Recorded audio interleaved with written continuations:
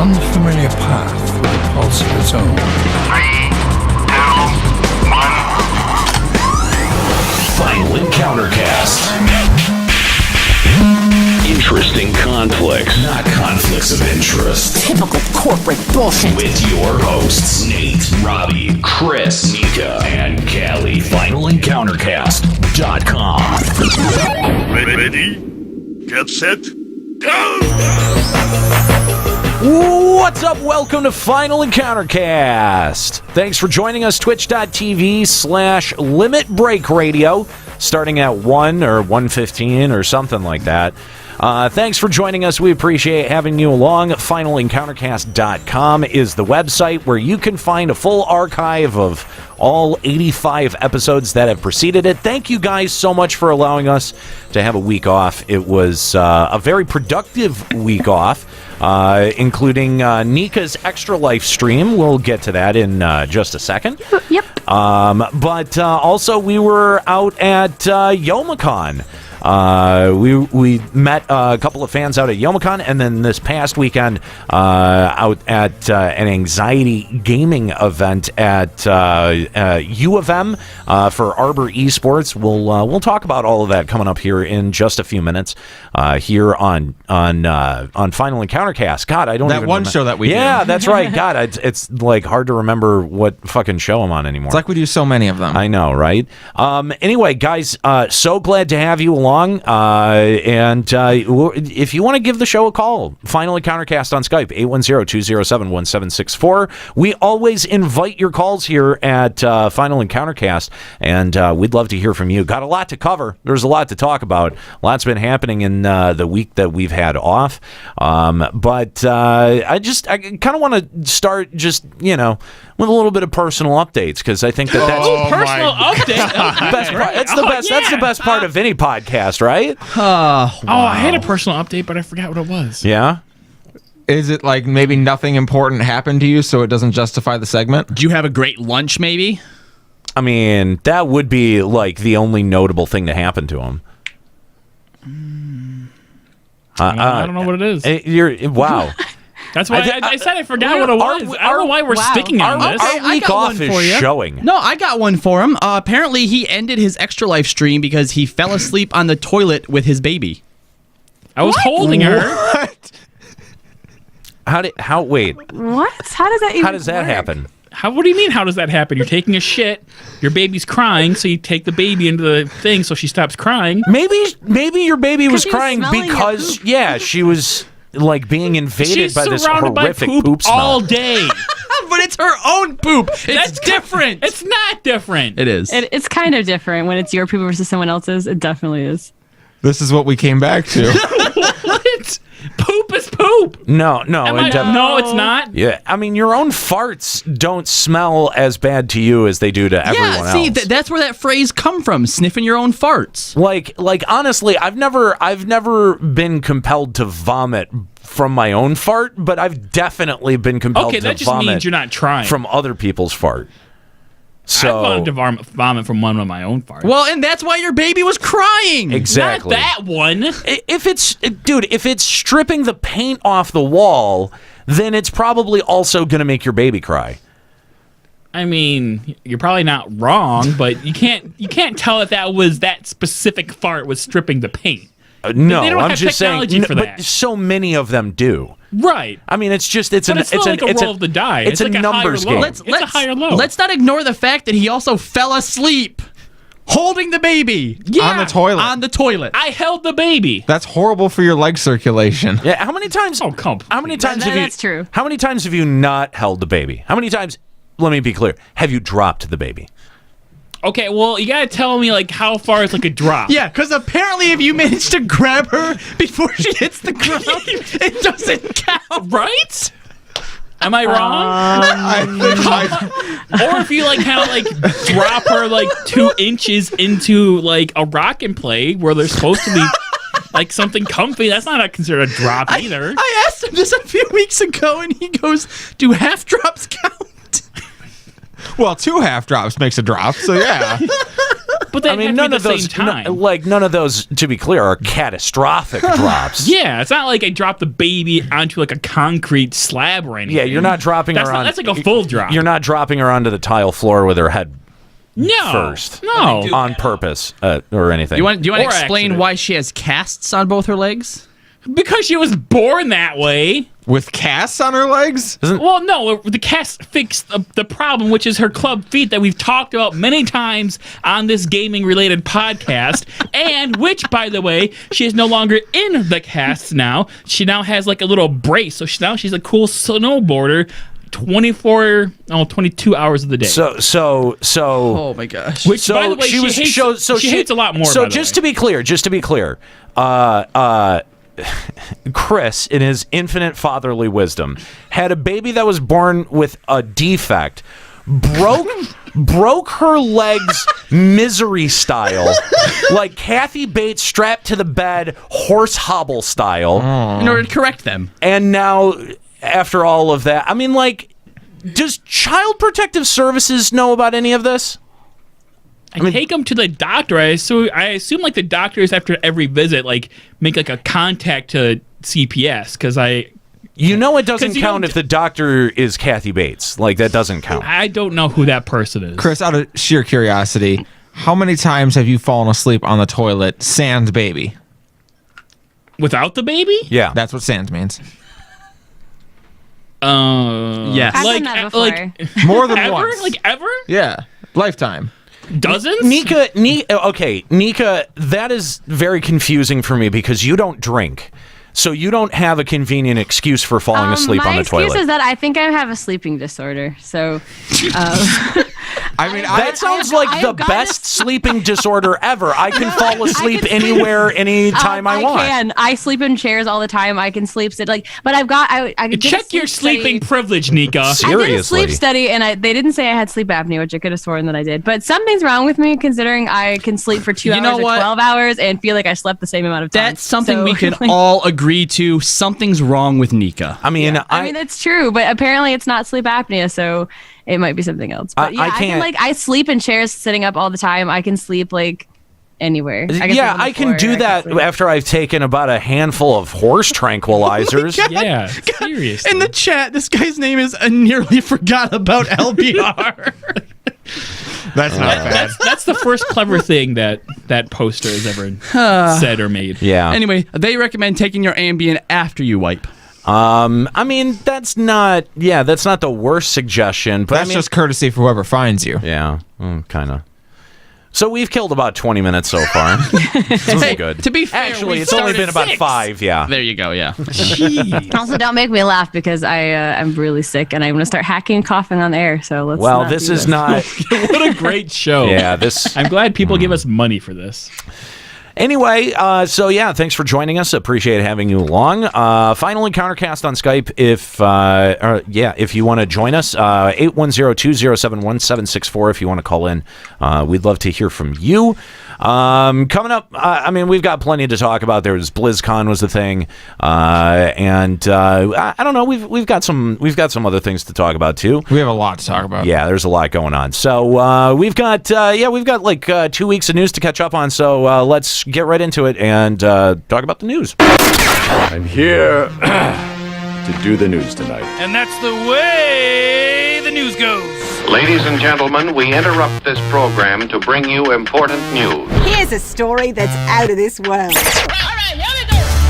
Alrighty, Super Mario Odyssey released while we were gone, and it is selling at a ridiculous pace, having moved over 2.6 million copies in October alone. With over 1 million copies sold in the US, it's the fastest selling Mario game in US history. Those numbers should only improve behind strong critical reception as we start seeing data come in from November. Now, does the because remember when the Mario Kart came out for the Switch 2, that was like the fastest selling Mario Kart of all time. Right. Does this count like all Mario titles? Ooh, wow, that is an outstanding question. I would guess probably yes. I Probably. think Odyssey is selling at a ridiculous pace.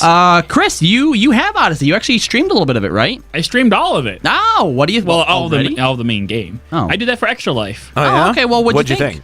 I thought it was pretty good. It's probably the best Mario game since Mario 64. Since Well, Mario wait. 64. How long was the main game? I beat the main game in about like 7 or 8 hours. That So about- seems really small to me What's for a about- Mario game okay. of that level. That's about what Mario 64 is. Okay, it's the main storyline, Nico, and you Quote- only need quote, like unquote. like 200 moons or 250 moons or something. There's a lot of collectibles. Oh, here. and then there's 99 plus moons after although, the hold on. post game. I feel By like Mario comparison- 64's main story took longer than 7 hours. There are 999 moons in the game, I think, total, right? Technically, there's infinite. Okay, well, anyway, Kotaku just did a story. Some guy in a single sitting collected all the moons in 17 hours.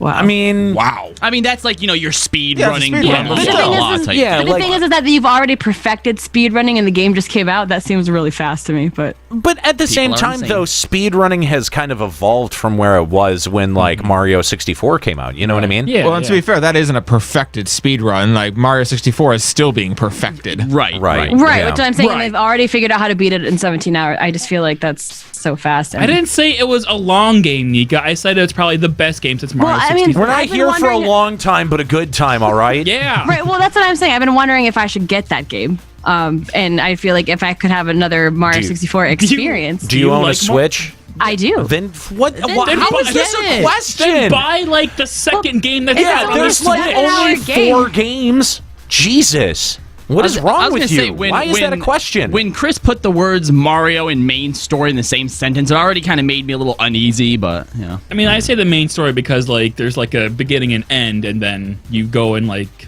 find the moons in other worlds and stuff. So Right, you have to get like 500 moons to get like the real ending, right? I guess I don't. That's what I hear. didn't do Oh, that. the real end. There's Yeah, a real ending. There's a better Well, but ending. every Do you get to but- eat the cake? But every single Mario game does that, where it sort of doubles in on itself, and you've got secret areas of levels and stuff Yeah, like that.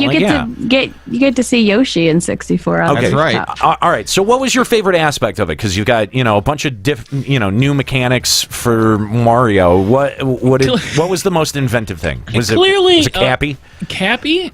It's just like a power-up system. Like they kind of hide the fact that you don't. There's like no question blocks that have like power-ups, so you can't like be Fire Mario. But instead, you get to be Goomba or Frog. You got to be a Tyrannosaurus Rex, more importantly. Yes, that was so fun. So is it like overlapping abilities between different? Pretty much, yeah. Okay. You just it's like Frog jumps really high. Goombas can like walk on ice and not slip everywhere. Okay. And they can stack on top of each other, which is really important. Okay. Interesting. It can also be like a little a walnut seed that grows its legs up, and you do a little hop at the top of it. I was watching some reviews of this, and yeah, the amount of things that you actually can like turn into and become is you can become a tree. Why? A tree? You can become a tree and move around as a tree. Yeah.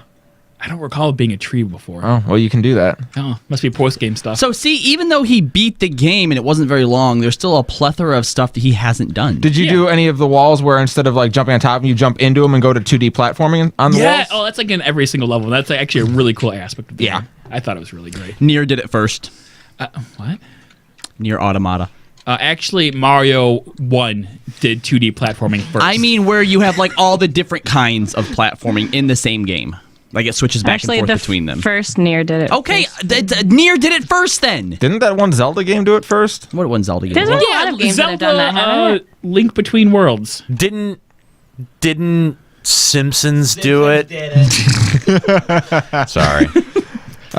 Anyway. Oh. Yeah, that was a bad joke to move it on to the next thing. Yeah. So let's move it There on. we go. I never thought ever. Did we forget how to do this show? Yes. Is that what completely. happened? I think we've forgotten how to do shows. Period. Oh no, that's not true. We have a great episode this week on Checkpoint. See, I was about to say I didn't figure out how to do shows. Usually, you're the one that moves it on with ins and outs. So Two of us here are on checkpoint, so the that other changes show. the dynamic. yeah, You I'm getting move too the used show to it. on all the time. Well, only because we get fucking sidetracked and fucking tangented into a corner. You yelled at us once for not moving the show on our own, and then I cried afterwards. So I don't want to hear any more of that. He cried the whole way home. There's a lot of crying now that baby Roberta's been born. And Mostly not, from you? It's not from her, no. So why are we doubling back around to this? I thought I had moved us on. Thanks. Anyway, I never thought I would talk about the GOP tax plan on this or any other show, but here we are. The Electronic Software Association has enthusiastically backed the GOP tax reform bill currently making its way through Congress. These sentiments were not shared by numerous employees of major gaming companies such as Riot and BioWare, who lambasted the ESA's stance. Grab him by the pussy. So... That's my political draw. So does that pretty much means that the ESA is compromised? I mean, it means that they are intent on making money, as they always are. Yeah.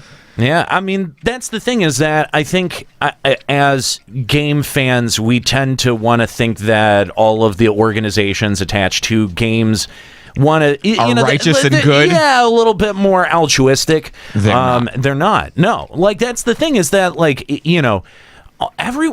everyone seems to want to give their favorite developers like the benefit of the doubt and stuff like that, and organizations that you agree with, you want to let them slide on stuff, but this is pretty much like, okay, well, that's one of the most partisan things that you can drag out. So, but what I like about this is, okay, so the ESA overall are a bunch of shitbags, sure, but as you said, certain companies have came out to kind of be like, wow, dick move. Because it's one thing, like when people are like, well, if companies, of course they want to make money. It doesn't have to be black and white. It's not make money or don't make money. You can still make money and not be shitheads about it. Well, it's just, I mean... But then we won't make as much money. That's true. Then you won't have any loot crates. But we say all the time that, the gaming industry really doesn't care about its clientele. It really doesn't care about its consumer base, because it's never really seen much of an erosion of it, right? Like, we only gotten bigger.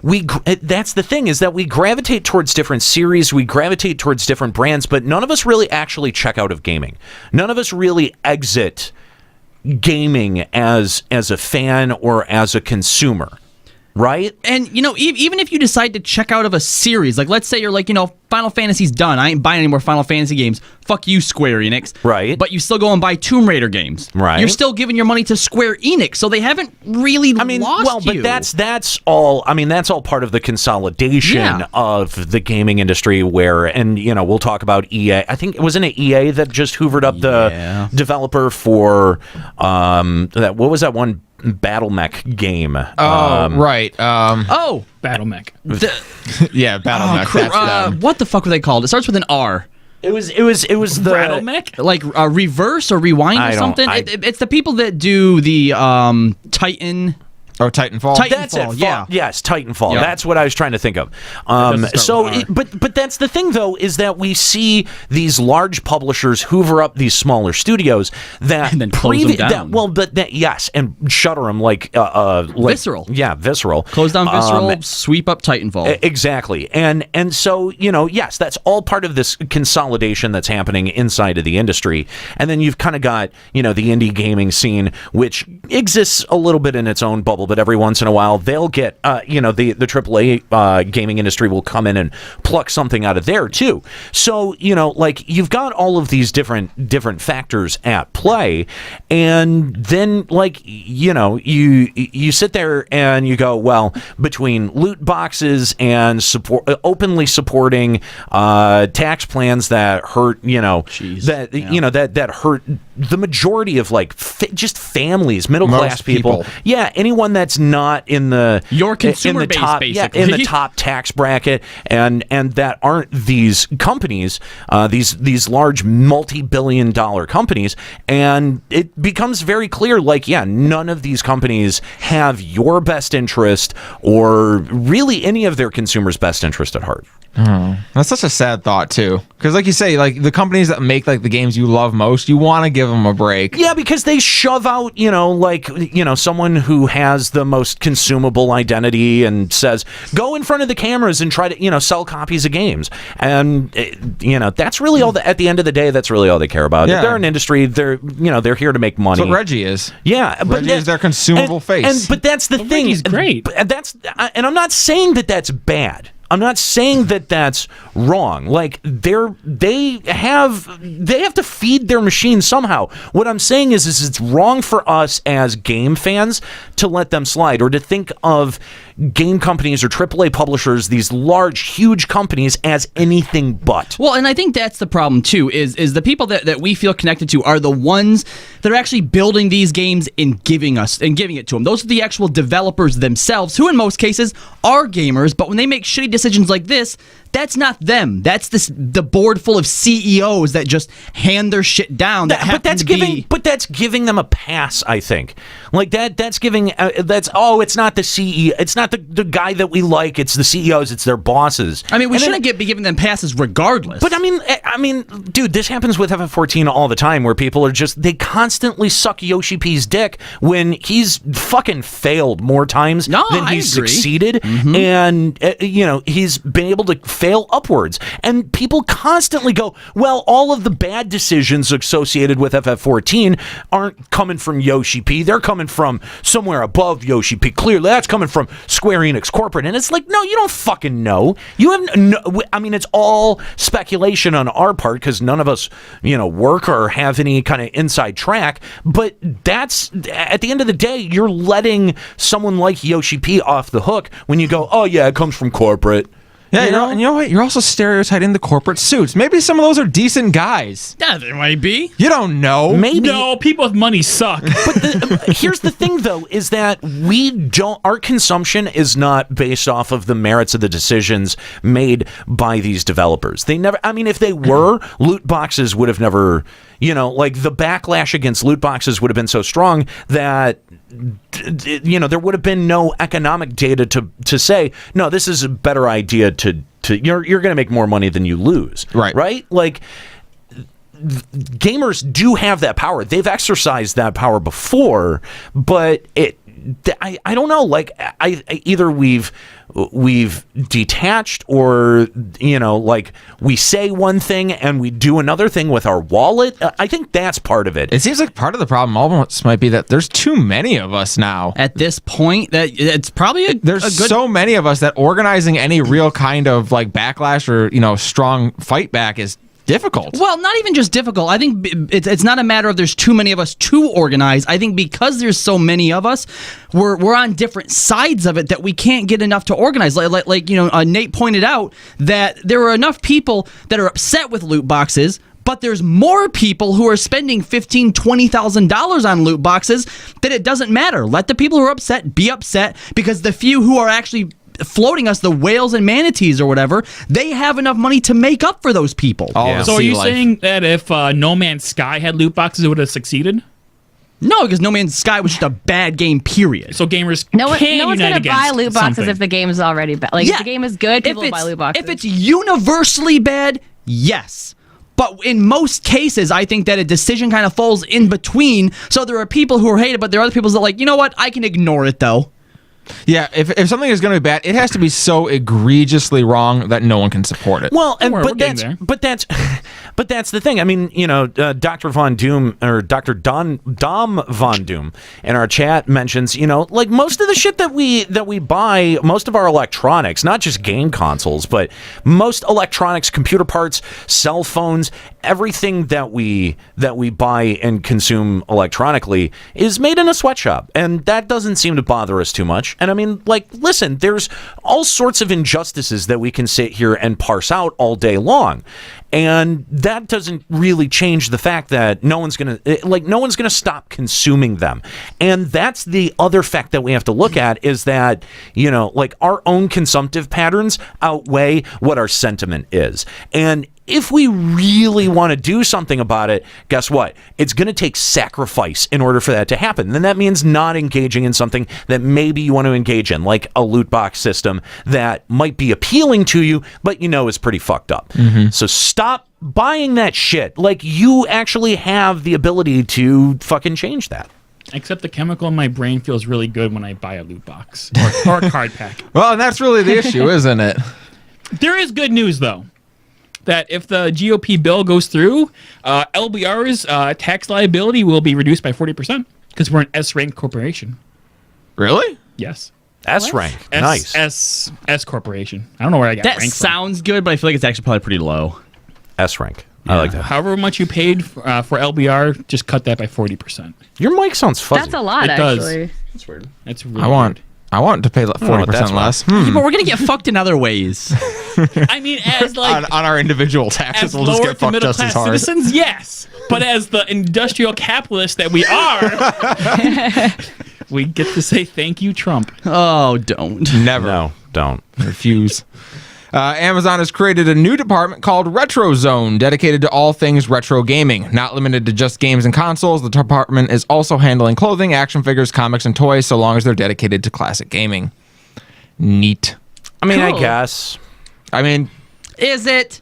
no. I mean, really, all this stuff people have been doing, and Amazon's like, oh, let's just make a department out of it. pretty much. Yeah, I and mean, they know that like all the people that grew up with those games are now of buying age, and they use Amazon, and probably their biggest market of people who use Amazon. Yeah, the in only general, difference so. now is instead of going to Hot Topic to buy all this stuff, you can get it at Amazon. well, if it fucks Hot Topic, I'm all for it. So, fair enough. Wow, Jim, what do you have against Hot Topic? Jeez. they're evil and steal art from tons of people. Art? Uh, Yeah, a Do lot they- of do they their actually do shirts that? and designs, they steal those artwork pieces. They do not pay for them. I did not realize that. And I don't think he's just talking about the memes either. I don't know What how. about that Grumpy Cat T-shirt? Surely Grumpy Cat get paid. I don't think that that's actually true. Like you've seen like the Nightmare Before Christmas, a lot of that is fan drawn stuff that they adopt into a shirt. Really? That Where are happens you a lot. hearing this from? At least it did Yeah. about 5 years ago. I know it I don't happens know a if it's lot still online. happening. I had never heard about like brick and mortar. Yeah, stores. that's. I And wouldn't be surprised if it had happened at one time at least. I mean, this was something Hot that was. Topic is owned by like Babbage's and like fucking. Babbage is still is a Babbage company? is still around? Is it Babbage? No, not Babbage's. What's the other one? The fucking GameStop. No. GameStop bought all the game stores, including Babbage's and EB Games. What the fuck? It's like a novelty store that was Like in, Spencer's? Yeah, Spencer's. I'm pretty sure Spencer's owns Hot Topic. Look into There is no way. I may that have just they're- slandered them. We'll that find out. they're able. Yeah, like I'm pretty sure All right. they have to license all of their shit. I will look into very it and report carefully. back next week. It is possible that it did happen one time, and then it. I mean, I wouldn't doubt that.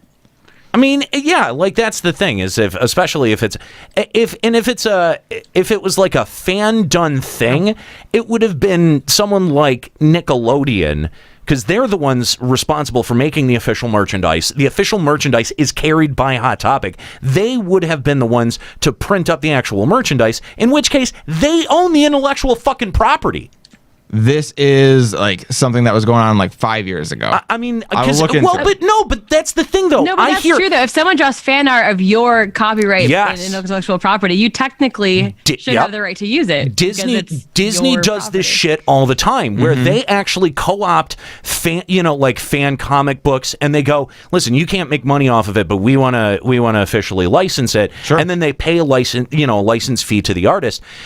They've started doing that as good business practice. They do not have to do that. Interesting. They can just co-opt it and say, hey, that's a pretty cool thing that we're now going to produce because you just made an entire product Based off our IP. using our intellectual property. Now, the artist can take Disney to court, but you will lose. They will either starve you out because their lawyers are so good and can keep you running around in the court system for so long you don't have a fighting chance. Right. That's the reality of it. See, so I bet that the article, whatever it was you read 5 years ago, was some artist who had their work co-opted, and then they're like, no, you can't do that. And Disney's like, well, it's our character, so we can. Actually, well, I'm going to write a blog post about it then. Could be. I do like Gallant CP's comment. Hot Topic is the BuzzFeed of retail. I mean, Nowadays, yeah, kind of. listen, I don't think Hot Topic is a great company by any means, but I don't think they're skeevy or bad or. Yeah. I mean, I like a lot of their stuff. I buy anime shirts from Hot Topic. See, that's the thing is that like my history with Hot Topic goes as far back as when they were trying to be the punk store in the mall. Oh yeah, I mean all of us. 97, 98 kind of era. Yes, Yeah. and I mean, we all bought pants with strappy belts and shit from there. Right, but here's the thing though. Here's the thing. I did. They had those like $1.99, $2.99 patches, right? Like the cloth patches that had like the Verukers logo or Yep. Minor Threat. And here's the thing. is that I know for a fact that bands got paid for those logo uses. That's good. So if those bands got paid, how the fuck is SpongeBob not getting paid? You understand? I get what you're saying. There is a certain logic attached to this where it's like, okay, well, if Ian MacKaye was collecting the checks from Hot Topic and he still runs his record label out of his mom's basement in Washington, D.C., I don't believe for even a half a second that a fan-drawn, Mr. Krabs is going to go unnoticed or unlicensed. There's no way. Yeah, stop slandering. We are a credible news source here. Yeah, get out of here with that fake news bullshit. I'll have to delete this too so it doesn't have libel in it. Jim Ryan, a senior executive for Sony, has come out in defense of trailers of 2 upcoming games, The Last of Us 2 and Detroit Becoming Human. The trailers I wonder why. Yeah, I wonder why. The trailers depict scenes of graphic violence against women and children, which he says are games made by adults to be played by adults. The trailers have been criticized for using extreme violence to move games. Yeah, what a shock. I mean, never heard of anyone doing that before. I'm sorry, not just games, but television shows and movies and books and every other form of media. Yeah, pretty much media, sports. Yeah, I mean everything. How are we not past the point where people can realize? I like Fat's just like sport. That's what the NFL is based on. He's right. Yeah, I don't understand how there are still people out there who can't grasp this idea that there are multiple themes and multiple forms of media for different age groups. They've only been around for nearly 50 years? All things animated or for kids. Well, I mean, anime, yes, that's all for children because they're cartoons. All things Actually, animated. it's for retards. Oh, for retards because they're all cartoons. Yes. Says the guy who's going through an anime thing. He's depressed. Leave him alone. There are a lot of I don't deny the fact that I'm probably retarded right now. As well as cartoons for adults. Right now? Retardation is something you go through in phases. Like, you get better. What? I love that Nika's in the background still trying to defend anime. Not just anime. How many cartoons are there on TV that are not for children? Plenty. Oh, a ton. I love. Hang on. Like Gumball. Can I just point something out here that we're like 30 minutes into the show, right? Okay. That there have been more comments about the fact that I shaved than there have been about the fact that Papa Woody is sitting in the background. We never even acknowledged it. Oh, Nate, it's disturbing. Pops is here, guys. It's really disturbing. Yeah, though. your baby face. I was just waiting to see. I was just waiting to see how long. There was a person saying, "Hey, there's Pops in the background right at the start of the show." Yeah, but that's it. That's but they're before not- anyone caught on, someone else is like, "A Nero shaved." No, like 4 people did it. There's a lot. Yeah. So poor Pops. Everyone should feel really bad right now. Go fuck yourself. He even brought lasagna. Yeah. He did. All of you, especially you, should not get any of that lasagna. Why? Because you'll consume twice the amount that we will. Okay. I'm fine with that. All right, see, he's going to be okay. Because on our way here, we're like, what if Pops' lasagna sucks? That's what you said. That's what you said. Well, now we have some conflicting reports here. Who said it? That's what he said. Because I absolutely believe it was said. No, and the conversation was like, maybe should we get Jimmy John's before we go? See, I knew that. I knew that's how the conversation went. Should we get a backup in case I'm not a fan of? Like Pops has great lasagna. You've had you it go before. Fuck yourself, piece of shit. Wanting a backup meal. I love that he tried to blame it on Chris after. Yeah. No, Chris did say it. No, I was the one that's like, let's still get Taco Bell because we still get Taco Bell, and he almost drove by instead of went in the out lane. I think we need to have an investigation. Who's gonna investigate this? Of Fat's car at the moment to go see if there are either current Taco Bell or Taco Bell wrappers. The Taco Bell is in your fridge. Oh. Yeah, that's breakfast and snack on the way home. How are any of us alive? That's breakfast and middle breakfast. I was gonna say, yeah, You're a fucking hobbit. Let that sink in that he bought Taco Bell in the morning to eat at night on the way home. How do you have stomach lining? That stuff has no shelf life. Are you sure It's you not had on the shelf. It's in the refrigerator. Are you sure you had a baby, or did you give birth to a tumor whose legs that you broke?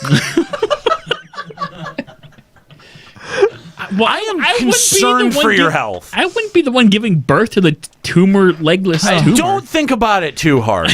Oh my! Do you have a tapeworm? Like, what the fuck is wrong with Well, you? clearly not. I'm still gaining weight. No, the It would be a nice thing to have, to be honest. The tapeworm might be gaining the weight. Get rid of the tapeworm, you're fine. Oh my God! They Chris pull out on the this weekend- 10-foot tapeworm, and he's just like thin all of a sudden. Chris on the weekends is just finding raw sewage to wade through desperately. Like, I need to lose some weight. God, get a fucking C-band or something. Like, you're gonna die. Ugh. What's a C-band? It's the thing they wrap around your stomach to make you eat less. Yeah. They have those? I didn't know that's what that was Yes, called. they have those. It's like Yeah, on the they do. outside or the inside? It's on the inside. Well, it's not in the your stomach. It's on the outside of your stomach, inside your body. Yeah. Yeah. Surgery. So I can't do that like on the way home. No, you have to go through a No, process to get it's that definitely a done. surgical Could I just do one on the procedure. outside? Just like get like a really tight like. That's a belt. Straight. You're talking about getting a large belt and tightening it really tight. Okay. Start wearing a corset, Chris. Please do that. Please do that. I feel like it would accomplish the same thing, right? Yes. You know what? For the purposes of this conversation, yes. What else happened in the news? Oh, yeah. Good news. So NBC ran a segment on the rise of the alt-right through gaming, using Discord and using the fact that Discord was involved in the events of Charlottesville as a launching pad to talk on everything from Xbox Live to Gamergate. The news segment has been widely panned, mostly to the tune of people saying it's just calls all gamers racist. Yeah. So we got into this on the most recent episode of the Checkpoint Radio podcast. And what led to our longest podcast ever. Yeah, How long? That's right. upwards of an hour long. You can find that over at checkpointradio.com. For that full discussion, it's a really interesting discussion. I think that we've got a really kind of unique take on it. It doesn't sound like every other take you've heard, I'll say that. Yeah, it's not quite as defensive, I think. I think it's a lot more honest. A little bit more willing to engage. So if you're interested in that conversation, you can find that over at checkpointradio.com as well as on the LBR Podcast Network feed. Niantic has revealed their next title after Pokemon Go, and it looks like Harry Potter will be getting the AR treatment. Oddly, this was a rumor that was debunked about a year ago, but now it looks to be actually happening. Details remain scarce, but Niantic is developing the game alongside Warner Brothers Interactive and their new studio, Portkey Studios. You can be a wizard, Harry! Isn't this the commercial where it shows the guy sitting on the bench and someone like casts a spell on him and he has to like wiggle his phone around to block it? I'm proud of little baby Niantic growing up and making great games because they've already done such a great job with Pokemon Go, delivering in every promise that they've made, that it's time to branch out. It's time and to move on. Yeah, clearly. It's time to make more games. Spread that magic to other fandoms. Spread that anus. To be fair, like if you pay attention to the updates that come to Ingress, I do think that they're capable of updating more than one mobile game. Honestly, like let's be honest here. Putting aside the fun of just making fun of Niantic. Yeah, exactly. Yeah. Like the work that they have to do to make, to make a newer game and to keep an old one updated, not the same thing. Not No, the same. definitely Not even Fair. nearly the same Fair. thing. Now, and it doesn't prevent them, like putting out another title or working on another title doesn't prevent them from continuing to do quality of life updates to something like Pokemon Go or even Ingress. to Ingress. Ingress is proof of that. Pokemon Go didn't destroy the development of Ingress. Right, and they did put out Right, an announcement, when they said that, yes, we are making this Harry Potter game, that they don't plan on dropping Pokemon Go. In fact, there is supposed to be an update sometime this week. Right, Great. but the thing is that we're looking for more than just quality of life upgrades for Pokemon Go. Like, we still don't have trading or battling. So, I mean, That's fair. Nobody ever wants that. Nobody has ever asked for that, so I don't Here's see the why thing. they would add that into the game. Here's the thing. I don't know. I do think that trading and battling, I think they're there and they're probably ready. They're developed, but they're waiting for the right time so that it doesn't totally disrupt the community. I think that that the community has to get smaller before they implement something like that. What, to bring people back? Yes. Yeah, but I think to her point though, she is kind of right that the features that we still want for this game are major features. Now, if they are developed and ready to go, that's great. I don't know that we'll ever see battling. See, honestly, I don't think. Really? I don't think. No, I don't think we're ever going to see. That was one of the original trailers, or like there's been posts on Niantic's like Facebook like a year ago that was like, "Are you ready for this?" And it's like, "Trainer wants to battle," and like we saw none of that. Hang on, that was never official promotional material. That was fan expectation. Yeah, but it was on something. Yeah, but it was cool. It's something. No, it was definitely on an official Niantic something or other. I guarantee. Try to find it now. My thought. Please try to find it now because she has to type to do that. True. They're gonna yell at me if I type. Well, we have each individual keyboard key individually mic'd with these little tiny mics, so that was not we cheap can to hear do. every keystroke. What's weird for me though is I always thought trading would be the one that was more dangerous in Pokemon Go. That's the one that I think has I think tendency you're right. to destroy your balance. Yeah, no. I've been saving all my legendaries to like give to my sister as soon as they give trading. Hold up. Okay, so give them all. I want to clarify a few things. I think that they're holding back trading because of how disruptive it is. Because I think that you made a really compelling point in that area. I think that we're never going to see battling because of the technical limitations. Yeah, how to actually make a battle work and feel satisfying. Right. Because you're right. You think about when you do a gym battle. There's lots of times where it does not feel like a satisfying encounter. No, you're just tapping the screen. Yeah, and how do you make a battle against another person feel at all satisfying? Exactly. Now, and again, I still maintain that they could have done it if they used the original Pokemon battling system. Oh, yeah. Isn't there some kind of licensing issue behind that? Well, I heard that there was something like when they got the rights to use this, they couldn't make it feel like an original Pokemon game. Even though the Pokemon company has their name on it, they're not participating in most of. Game Freak wouldn't surrender that. Here's the thing. Yeah, I heard something like that. But think about it from Game Freak's perspective. If you make a Pokemon game. And it's essentially, it is a Pokemon game, but you're just catching them in real life, and then it's like full down to the battling, right down to the mechanics. What incentive does anyone ever have to buy another Pokemon game ever? Yeah, none. If it works on the phone and you can do it where you're catching Pokemon in real life rather than in this 2D plane, hell yeah. I think that's why the battling system had to be distinguished from the traditional Pokemon battle. And so I'm not sure if that was something that they found out mid-development or if that was something that was placed on them originally. But I would think, it makes sense as a turn-based system how to do that over a network architecture. It doesn't make sense when you're sitting there tapping against one another. Again, I've outlined the number of variables that go along with something like that. Oh, yeah. Whether it's, your signal strength to Wi-Fi, signal strength to your cell tower, differences in coverage patterns and carrying between different cell phone providers, latency in the network. You might be trying to. How many times have you done a raid with some dumb motherfucker on a phone that's 4 years too old to be running Pokemon Go? That's like, just a second, guys, wait to engage. I'm still loading in. Even worse. Oh, I didn't get in. All right, everybody back out for this guy. Everybody back Christ. out. It's that type of environment that you can't regulate it in a hardware perspective, that if you're doing real-time battling, there's no way to make it work. I don't think we're ever going to see battling in Pokemon Go. Now, that's pretty fair. Now, okay, let's talk about Harry Potter as a wrap. All right, because that's the actual story. More like the reach around. I am so not into this. Granted, I am not a Harry Potter it's not your fan, IP. Right? But I wasn't a Pokemon fan either.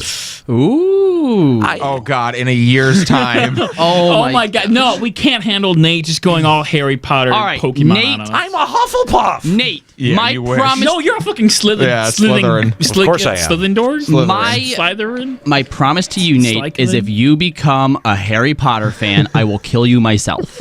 Okay, that's fair. Harry Potter's fun though. Shut up, Nika. What? Harry Potter's the best. Boo. Don't start with me. I'm trying to figure out how it would work in heard that you're gay. I'm just trying to figure out how it would work in an AR setting. Though, like, yeah, you can each join the different houses, but like, what would you just battle each other? It's Like, I 4 don't teams instead understand. of 3 now. Right, but you If just would the- battle if the- each other. Like, what would you do? If it's the commercial that I'm thinking of, they literally, it looks like they have like a wand dongle, and by like waving in certain directions or how you do it, like the configuration casts different spells. Pretty sure that's just a wand no. dongle. That's just an app. That's just an app that they have on the phone. A wand dongle. Like, I know people that have that app wand where it's dongle? literally Oh, just come a on. wand app. Nika, don't lie. We all know that there's going to be a Harry Potter Go Plus that is a wand that Bluetooth connects to the fucking app. Probably, but I'm just trying to figure And out they'll what sell you little would do. holsters with it. Right. So, I mean, to her point, yeah, we just talked about how battling is, like, from a latency perspective, is going to be extremely difficult. What do you That's do in all the you world would of do. Harry Like, in Potter? Harry- You would in a Harry Potter be wizard Go duels. game. What else is there to do? It's Especially if you're all from different houses. Like, you have Quidditch. to earn house No, points it's by not. doing what? Like, I can't figure out what you would actually do. Well, okay, you've got to think of the major components that overlap between something like Pokemon Go and Ingress, right? So there's going to be. I don't know much about Ingress either. Well, but the points again, any place that is like a gym or a stop in Ingress is also like a portal that you can hack. So those same data points are going to have to overlap for Harry Right. Potter as well. So we know that there's going to have to be things that you do at locations, and some sort of item system that's attached to it that they can microtrans out. Of course, that's how they make their money. And then it's probably going to be fight for control for your house of a given point. That, I think, is the overlap. Because in Ingress, you have 2 sides that are going against each other. In Pokemon Go, you've got 3 teams that are going against each other. And now you've got, what is it, the 4 houses? Yeah, 4 houses. Yeah. So, adding another team that should add some kind of, I don't know. But now I something. wonder what if they would do it, because now with Pottermore and all the things that J.K. Rowling's been adding, there's actually different schools and houses in different parts of the world. So they could easily make it that, like, if you're in Europe, you get the houses from the books. If you're in America, you get the American houses. Oh, the American houses suck. I mean, could they do stuff like that? Maybe. I don't know. People are going to be pissed over here if we get that. The game that I was thinking of is a completely different game. It's actually called Magus, the mobile multiplayer spellcasting game. Yeah, and people were trying to make an esport out of that, and it failed miserably. No, that was actually something completely different. That was VR. Oh. Yeah. So many stupid wizard games out there. Damn, yeah, really, this is crazy. Overwatch star Kefri posted a video last week smugly proclaiming that the Overwatch community, specifically pros, need to be better and more mature. Less than a day later, a series of DMs from him to teenage girls who were not his wife leaked out online. Yeesh. I'll let you hazard a guess as to what the theme of those DMs were. Fucking great. owned. Yikes. That sucks. Yikes. You dumbass. You geeks are so Yikes. gullible. Yeah. Like, I don't even know what else to say about that. You're just a fucking dumbass. That's grim. That's unfortunate. Well, yeah, it's not good. Do as I say, not as I do. Now he's just a pro streamer. He's not on any teams, is he? I think he was formerly on a pro team. Now he's a streamer. Okay. But I mean, like, it's. I think here's what's interesting, because and I have had a lot of people asking me about the Louis C.K. situation, because all over the place. It's everyone now. George Takei just got included in something. Kevin Spacey. And here's the thing. I've defended a lot of difficult humor, and I'm of course a big fan of comedians. I was a big fan of Louis C.K. as well.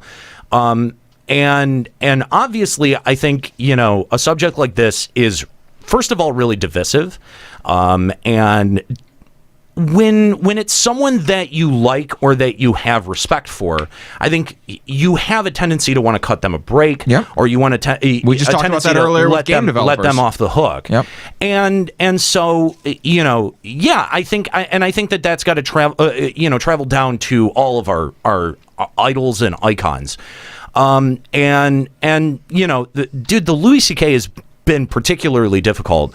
I do want to dig a few nuggets out of here, because it is so messy and so again, like more, and news is still coming out. divisive. We're still trying to figure out what's going on. Again, so a couple of things. First of all, I think that the conversation and the culture of silence that has existed around sexual harassment and sexual assault breaking is one of the best things to happen in like the last like year, year or two, especially considering some of the other shit that's been happening. And I think that it's good to talk about, and that it's necessary to talk about, and that a lot of feelings get dredged up here. But, specifically to Louis C.K., I think that it's good that he admitted it. And, obviously, apologies don't mean much. But what really sat very poorly with me was for how long women's careers got destroyed trying to talk about it before this. Oh, absolutely. And that, somehow we needed the context of, a Harvey Weinstein and a Kevin Spacey to somehow come to a point where we could talk about this. Because here's the thing. I've known this for years. Like, I've known that story for years, that he's jerked off in front of female comics. Like that, I heard Jen Kirkman tell that story 2 years ago. And again, because he's a comedian, because he's also kind of a private citizen, because he makes jokes about it, you kind of want to cut him some slack. Like, well, who is he to be some kind of moral authority? Well, he's the father of 2 girls. Yeah, 2 daughters. That's the truth. And like he's a father, and it's one thing to sit here and say, well, he should have known better, and to do all of this moralizing. That's not what I'm trying to say.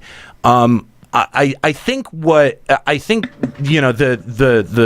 positive that I'm trying to drag out of it is that it's something that is out in the open, and unlike someone like a Bill Cosby, he's not trying to continually bury it and continue to deny it, and fucking what Roy Moore is doing. You know what I mean? And here's the thing that I'm like realizing as we see more and more names coming out, like as this culture of silence, as you put it, is breaking down. Yeah, guys, just be prepared, because it's going to go further than and especially now as it's like starting to tip into the music industry. Everywhere. You think this shit's bad in Hollywood? It's not even. The music industry is horrifying. Yeah, it's not even the music industry either. I just saw this morning. I think someone from Marvel, from the comics proper, was just suspended because of allegations. Dude, the guy who was writing like Spider-Man for years, like he was like known for being sexist and being awful to the women who worked at Marvel. Right. And like, it's everywhere. Yeah. And as this culture of silence breaks down, there's gonna be a lot of names of people you like. Yeah. That you're gonna have to reconcile this. Yeah, absolutely. And I think that there's another really important aspect to this too, and that is, as guys, self-reflection and really looking at our own behavior and really looking at it very critically and going, well, like, shit, is that shit that I do? Like, is that because like there is this like egged on mentality that some people get, or some people want to try to use as a shield, that I don't think is a justification for anything. But like, I think that on an individual level, like, we all have to kind of look at ourselves and our own actions and our own behavior and go, am I culpable in this in any way? Like, was I, not just of silence, or not just complicit in silence, or not speaking up, or not saying anything, but what kind of active damage have I done in this area? You know what I mean? And, it's definitely made me reflect on, my relationship with, ex-girlfriends and stuff like that make me go, well, fuck, dude, this is so difficult to navigate and complicated. But the real fact of the matter is that we need to be conscious of how our actions affect other people, about how our words, what we point out, make other people feel, and if they feel uncomfortable, to be open to that, and to if someone says like that shit is making me uncomfortable, to not like shut them down or to fucking listen. To not exactly, to just listen to them and be a human being and because I feel like a lot of this could have been prevented by everyone just going like, dude, this is fucked up. Like people saying shit. Yeah, you know what I mean? Like in the moment, and it being okay to say that shit. Yeah, and this is kind of what I'm not feeling like they're gonna. I'm sorry, I don't mean to keep cutting you off, but feeling like they're not going to be fired because of it. Like that's the problem. That's a big thing. Yeah, exactly. And there is that. I recognize that there's that power dynamic, and especially in the Louis C.K. thing, where they're like, well, this is like the biggest comedian in the country. I don't know if he was at that time, but like he's still for fucking 15 years he's been an up and comer and a headliner. Yeah, exactly. So, if you're worried that your reaction to a weird situation may cost you your job, that is, I think, that discussion is also worth having. And it's not like it's gotten, it's nowhere near okay yet. Like we haven't gotten to the point where things are getting but things are starting to improve. I've noticed, especially when we were at Youmacon this year, when someone says something fucked up to a female cosplayer, other people are willing to call them out on it now. Yeah. And I have not seen, when I first started going to Youmacon in 06, 07, in that era, no one did that. That's true. I mean, it is, I think, in some ways getting a little bit better, especially with, conversations like this taking place. You're right. I do see that a lot more where it's like Mark Maron said in one of his most recent stand-up specials. He's like, the next 4 years may take, the simple courage of saying really seemingly easy shit, like, you still can't do that, right? Like, right. There's, that may seem like a small thing, It can shake some people, though. Yeah, and that's the thing to, when we talk about a culture of silence, it's not to see something truly fucked up, like someone getting stabbed and not saying anything. You're probably going to say something. That's obvious. Yeah. See, but it's these little I hate that word, like microaggressions, but these little transgressions that people do that go unchallenged. Look, the little things are absolutely important. A few things that I want to add on to both of you. It's just as heartbreaking when you see stuff like this happening, that even the people who are beside it, the best example that I have is Quentin Tarantino, who was right there with Harvey Weinstein the entire time, right? He came out and he's like, you know what? I could have stopped it. Like, at some point, I should have said something because, of course, I had heard the stories too. Right. And he didn't. So while he may not be as guilty as Harvey Weinstein was, he still helped contribute to it. And sometime last year, I remember we covered this story here on the show too about... it was on Twitter. I forget what the guy's name was, but he was part of some site, and he got accused of sexual harassment too, because he would constantly propositioning women. And at first, he was denying, because he's like, "Look, I was just offering and just asking. Like, there's nothing wrong with that." Yeah. And it wasn't until enough people pointed out, like, with your position, just asking is enough, because since you're the boss, nobody wants to say no. Right. The fact that you are in a power above them automatically makes it so that it's fucked up, man. And sometimes that's something that we ourselves have to look at. If you know a friend, or if you have a feeling from a friend who's doing stuff like this and you're not saying anything, even though you're not the problem, you are letting the problem go unchecked. Yep. And I mean, Poochie in our chat saying, like, what planet is Nate on? This is decades old in Hollywood. It'll never change. I'm not talking about the problem in Hollywood. And quite frankly, it's not and I guess this is a little bit of a not in my backyard mentality, but I don't really give a shit about what goes on in Hollywood. I'm talking about this on a broader societal spectrum. And when I say, we've all got to look at it ourselves, I'm talking on an individual level. Yeah. I'm talking about, this has nothing, I mean, this has everything to do with any industry. It doesn't matter. It's rape culture, period. And you're right, it's nothing new. Yeah, the point is that, But it getting brought to the surface via Hollywood is what makes it on everybody's radar. Yeah. I think if even one more guy each day stops and thinks before they make an action, yeah, and then Poochie, it's a good thing. Poochie Woochie's pointing out that, Bob Saget did all kinds of stuff and, nothing ever happened to him. He's still an icon. But people nowadays, stuff is happening. What does Louis C.K. have now? I mean, Kevin Spacey got fired off of House of Cards. Not only that, there's a movie that is past post-production that Kevin Spacey is starring in that they're removing him from. Yeah, that seems like whitewashing over the problem, though.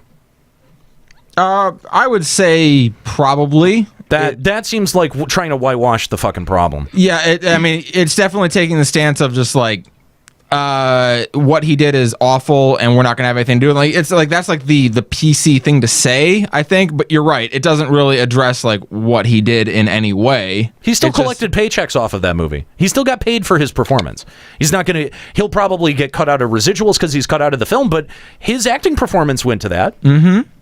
He got a performance fee out of that. He got paid. Absolutely. So I don't know. I feel like, it's not enough. You can't but there try are more consequences to take, now. but you can't try to Hollywood as an industry can't try to. I mean, like, I feel like in some ways they're trying to take an eraser and get rid of the problem, so we stop talking about it. The fuck, Poochie? No one's saying that. Oh, we gotta behave, but rich people get away with it. What? We didn't say that. You're not listening. What are you Poochie. talking about?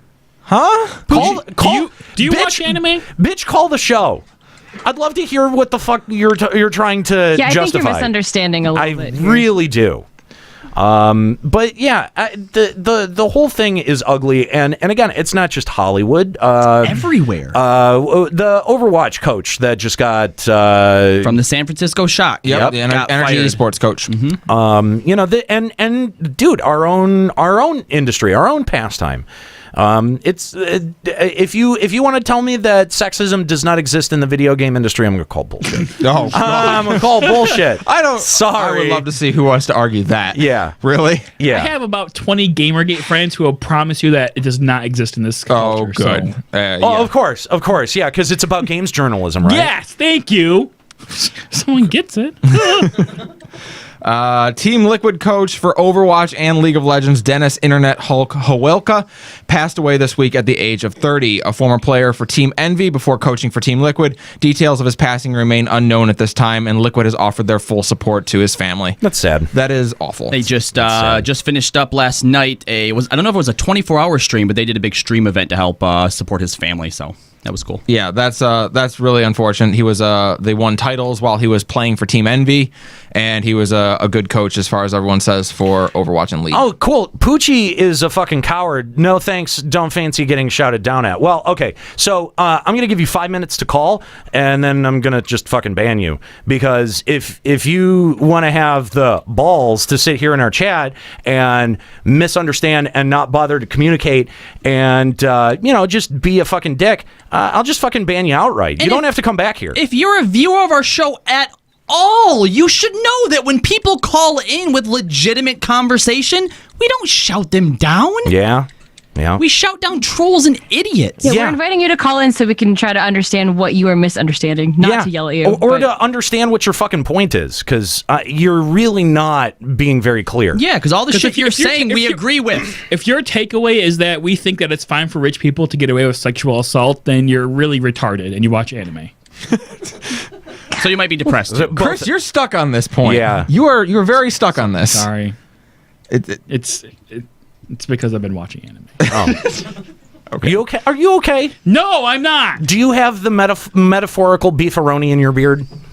I mean, that's why I'm growing it out, so I can stick it in there. But yeah. Okay, there. We asked. We have done our due diligence. You do what you need to do, Chris. Okay. What? Do you want some help? Do you have any beefaroni? I mean, yes. That's not going to help, though. Here. It'll make me... Can you cook it for me? Oh, man, Can you cook it for me, he says. We're actually getting the beefaroni. Yep. All right, next news story. Yep. So EA chief Andrew Wilson has floated a possibility that many of us have seen coming for EA Sports. With the popularity of games as a service and downloads, rather than continuing to release a new Madden and FIFA game every year, they may look at the idea of making them subscription-based games or having a DLC each year. This way, rather than develop a new game each year, players can download the updated rosters and quality of life changes in between major releases. Okay. All right, here we are. So right here, I've got whole grain beefaroni. What the fuck? Because I mean, can't eat that. if you're gonna eat beefaroni, you might as well be healthy. Be somewhat healthy. And then here, I've Was that like 50 cents cheaper? Here, this is for you. This is It's probably 50 cents more. A prosthetic beard, so that you can go ahead and get the beefaroni right in your beard. Why do you have that? Nico wants to know why you have that. And why you called it a prosthetic beard instead of just a fake beard. But we want to know why you have both the whole grain beefaroni and the fake beard. Well, I mean, It's in my mouth. That's what beards do. the beefer. I mean, obviously, the beefaroni is for the depressive phases. Consumption. But the beard. No, you bring never. me a fork? You never consume it. Here's okay. So I have to Use your fingers. I have to confess a little bit about the beard. Because Oh God! Get it off! no, That was in your mouth. so That's actually his fuck rag right there. so clearly I had to shave. I had to shave for Yomicon, for one of my costumes for Yomicon. If you believe me, if you saw the Gotham City Sirens that I was hanging out with, you would understand why I shaved the mustache to be Jim Gordon that weekend. But here's the thing: is that after every time I shave my beard, my face always feels really lonely, and so I had to get a prosthetic beard. You got a therapy beard? I did. I got a therapy beard. I wear that around when I miss my beard. Oh, we just indirectly kissed. You have been fantasizing about that for no less than 8 months. Hey, wait. Whoa. No. You call him daddy on a regular basis. Yeah, that's different. It's hate fucking. There's no kissing involved. That's some gay shit. What? Oh my god. So, okay, wow. So you're one of those. One of the ones. It's not gay if he's doing it because he hates me. It's not gay if it's rape. Well, don't you just hate it when like a guy's sucking your dick and it turns out to be a faggot? Thank you, Bo Burnham. Oh, man. Actually, that when I first heard that Bo Burnham thing, I think I laughed for 20 minutes. Pretty good, isn't it? It was a good bit. Wow. So that was a thing that just happened. Can't plan that Okay. shit. All Can't right. plan it at all. All right, so Some people say we script too much. We don't script a goddamn thing. Yeah. When was the last time we scripted?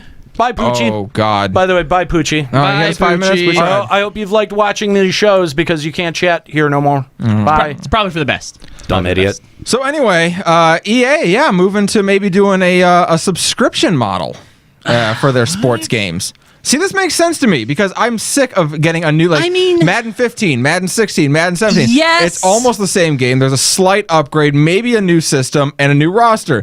You don't need a new $60 release for that every fucking year. You don't. I but agree this because is it's the same exact game. But this is every time. this is the problem. In concept, sometimes things work, right?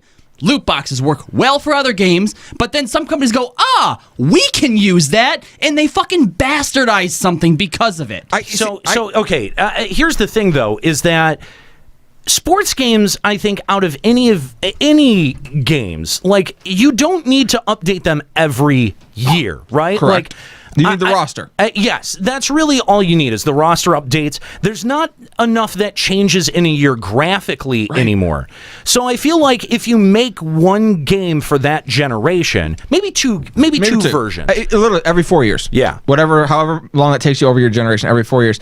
But I think that's why when I hear this, I'm pretty much okay with it because I think I said 10 years ago, hey, wait, I can get new map packs in Halo. Why can't I just download the new roster and keep my Madden game? And I think that was sort of the at the time what was kind of the promise of DLC was hey, you know how you just bought Halo 2, a year and a half after Halo 1 came out? Right. It's really just this. Are you okay over there? No, I'm not doing well today. Sorry. What is happening? I am trying not to throw up today. Oh. That is the goal at the moment. Do you want some whole wheat beefaroni?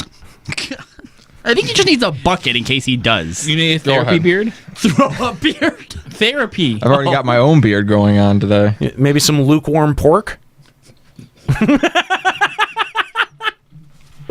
Gross. How about? Oh no! Don't put that in front of him. No, I wouldn't. Wouldn't do that. Wouldn't do that. Okay, well, I don't want to throw up on the equipment. Throw up on your equipment. Why is lukewarm pork the most disgusting thing I've ever heard? Don't say it. It's better than moist boy butter. Oh God. Oh. Don't turn this way. Maybe you need a Mrs. Freshly's to soak all that vomit up. Get away from me. Why are you... Take this if you're going to need it. No, there's a Nero cum in that. There's a lot of it. It's probably dried by now. For the love of God, stop. So, like, the Juxtacum's not dry yet. Let this be a public service announcement. I feel if you're on public transportation, right, and you feel the need to sneeze, it's a legitimate thing. We all get sick. We all have to sneeze. Don't sneeze on the person fucking next to you. You piece of shit from Detroit. If I ever find you, I'll kill you. Yeah, wait till they're done fucking. Oh my God. I you know who I feel really bad for? I feel really bad for Poochie because he got a ban right before this hilarious segment of show. Poor Well, he Poochie. can still watch. Ah, He can't fuck him. say stuff. Anyway, so for that derail. You all right? Doing okay there? Yeah, no, I think really only when there is a push forward in some sort of graphical justification do you need even a new version of a sports title. No, I don't think so. I think we've seen certain sports titles kind of skip, like some years. They've already kind of started to play with this. So, But there's a Madden and a FIFA like every year. Yeah, I feel like it's just unnecessary. Those are their pinnacles, and they get one every year. But you're right. Like, there are some of their sports games where it's like, not all the time. Okay, so I'm picturing a subscription model of $10 a month. So now instead of paying $60 a year, they can pay $120 a year. What would you get for $10 a month to make anyone do that and not just subscribe for 1 month at a time to get the new roster? You can play online. Oh, wow. Oh, yeah. No, they got him, guys. They got him. You think they're going to go that far? I don't know if it would be 10. Because that's, dude, even if they did 5, boom, there's your $60 Because for people the are year. already paying for like Xbox Gold or PS Plus to do Yeah, that shit. Like, yeah. I don't know if they would be able to charge another online fee. MMOs They're can't. FIFA players. They're not the smartest people in the world. MMOs can't even charge fucking monthly fees anymore. No, they're right. Because there's no way. There's no way that any, especially with how long these games have been FIFA the MMO. free to play. They're already making their money off the microtransaction, so they don't have to worry about a ridiculous price They can on their just- subscription fee. If they did even just $5 a month, there's your $60 for the year. They could even go cheaper than that, just But so it's why more would you? attractive. Why? Because again, you're making the money off of it's the. FIFA and Madden. What other game are they going to play? Well, it's true. The competition isn't quite there in those kinds of games. And someone actually just pointed out in the chat, $10 a month, and you get some currency to use towards loot boxes, which is something I could absolutely see someone doing. But again, I don't think 10 a month. There's I think no way. $4.99 a month. I could see that because that is a There's $60 no way. game every year. I think there's got to be a much more fundamental shift towards, games providing a monthly service or justifying a monthly service fee. But again, even the largest possible games, which I would say an MMO is like the largest extension of a video game possible, right? Like you have multiple players connecting to a persistent world, and it is its own like living, breathing world and digital economy. Right. So yeah, I don't see that, like paying $4.99 to play unlimited FIFA matches. I don't see it. Fuzzer Dajan's pointing out that EA Access is already $4.99 subscription on the Xbox. They could just push them towards needing an EA Access account in order to get those roster updates. Son of a bitch. That could be a thing that they do. But I mean, because then they can start trying to push more support towards EA Access. And then the premium subscription is another $5 on top of that, and that gets you the premium loot box cleats. But I'll say this: if they want their whole thing, EA Access is $4.99 a month. If they wanted to make it so that I only have to buy a Madden game once every 4 years and just have EA Access, that's a net win, I think. So, I mean, because I think that's the other side is that, when people go, well, DLC is really fucking invasive, and I understand all of those points. Absolutely. But what's the other side of it? Like, what do we go back to? We go back to, sequelized games and having a Halo game every year. And yeah. And I mean, Assassin's Creed, I think, really proved how bad that can go. And they did DLC, You know what I mean? On top it double of it. dipped on it, yeah. So, but here's the thing, though, is that for Assassin's Creed Origin, I haven't wanted to play an Assassin's Creed. I haven't actively wanted to play an Assassin's Creed game since Ezio. For me, that's the last time I actually had fun playing it. Yeah, like maybe the first one. I own Black Flag, but I haven't even touched it. Thank you. And actually, even the third Ezio game, because that's when you could like get the phone app and train your assassins for stuff, and that's when I started to get like. Wait, really? I never did that. There was no actual need to. So that was the first one that I started to kind of feel like, I don't know. Civil War 1 I didn't finish, and like you, I have Black Flag. It's still in the plastic. You know what? The last one that I played to completion was the Vita game, the because I never played that one. It was really good. They do have a version for it now for PSN, and so you can play it on the PS4. Yeah, it was really good, but I played it mostly because it was a good Vita game, not because it was an Assassin's Creed game. A good assassin. Yeah. So, but Origins looks fantastic. Like Origins looks like. Maybe, I mean... It's hitting on all the notes that I want Assassin's Creed to hit on. Yeah. The environment's interesting. The RPG elements. Yeah, no, it's really good. Yeah. It's on ancient Egypt times, which means we might see a cameo from Yami Yugi as the pharaoh. Oh, God. Punch him. Punch him. You, stick guy, punch him. I think you need to stick your head into the trash can for 60 seconds for that. Oh... That's the new punishment. No thanks. It's either that or Callie kisses you on the mouth. Gross. I don't want to get sick. I mean, that's your gay. concern? And that's gay, too. Oh. Only hate fucking, remember? It's not gay if it's hate this is a punishment, so... I kissed the top of your head not long ago. No, wow. There's just nothing. Damn. That's not even a joke. That's a fact. Yeah. It's an alternative fact. Alternative in this case meaning accurate. Stank Buddha says he has an Assassin's Creed tattoo, and it's the only one he regrets. Oof. That's probably... Man, that must suck for you to have a tattoo for a game you don't play anymore. You know, I had wondered about that. How is that tattoo treating you? Jesus Christ. I need... Papa, can you give me a spoon or something? We're beefaroning today. Cold beefaroni? Have you never eaten ravioli cold? No. Oh, I've done that. It's probably more like lukewarm. Yeah, that's fair. Like pork belly.